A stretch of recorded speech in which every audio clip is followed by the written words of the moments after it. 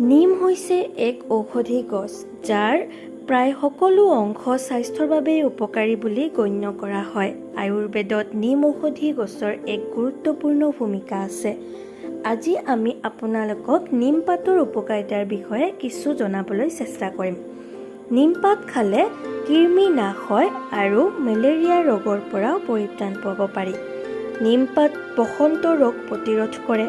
বহুতো চিকিৎসকৰ মতে নিমৰ কোমল পাতৰ গুৰি 5 গ্ৰাম গৰম পানীত মিহলাই খালে বসন্ত ৰোগ বা অন্যান্য ৰোগ প্ৰতিৰোধ হয়।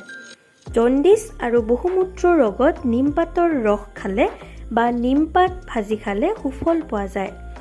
মহানিমৰ পাত সিজাই চেঁচা হ'লে ইয়াৰে মূৰ ধুলে উফি নাইকিয়া হয়, চুলিবোৰ ভাল হয়, মূৰৰ ছালৰ ৰোগ নিৰাময় হয়।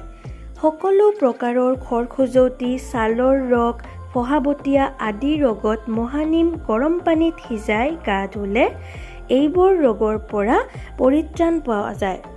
মহানিমৰ ফুল বা কোমল পাত ভাজি খালে কুকুৰিকণা ৰোগ ভাল হয়। সকলো প্ৰকাৰৰ জ্বৰ, কাহ, কফ আদিৰ পৰা পৰিত্ৰাণ পাবলৈ মহানিম পাত ভাজি খাব লাগে। তেজ বমি হ'লে বা এনে বদহজম হৈ বমি হ'লে নিম পাতৰ ৰস খালে বমি বন্ধ হয়। যকৃতৰ বিভিন্ন ৰোগ বা বিকাৰ হ'লে নিম পাতৰ ৰস নিয়মিত খালে ইয়াৰে যথেষ্ট উপকাৰ পোৱা যায়।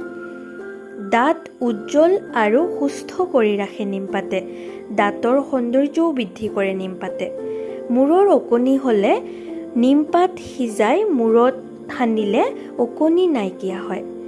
নিম গছৰ কোমল ঠাৰিৰে দাঁত ঘঁহিলে দাঁতত ৰোগ যেনে পোক খোৱা, দাঁতৰ গুৰিৰে তেজ ওলোৱা এইবোৰৰ পৰা পৰিত্ৰাণ পাব পাৰি।